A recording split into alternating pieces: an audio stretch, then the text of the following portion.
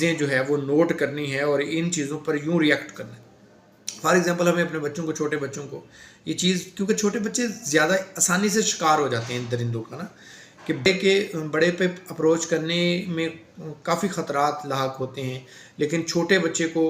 Approach करने में ये दरिंदे जो है वो जल्दी कामयाब हो जाते हैं। इसलिए हमें अपने बच्चों को बचाना चाहिए। बच्चों को ये बताना है कि सबसे पहले तो आपका सामने वाला जो हिस्सा है, जिसे आप चेस्ट कहते हैं, इस हिस्से को कोई भी गैर मर्द, कोई भी गैर महरम, कोई भी घर से बाहर का फ़र्द जो है वो आपको छू नहीं सकता, सिवाय आपकी माँ के, सिवाय आपके बाप के। बाप भी किसी सूरत में कि हो सकता है कि वो लाड़ प्यार में या किसी मजबूरी के तहत जो है वो हाथ लग जाए छोटे बच्चे के,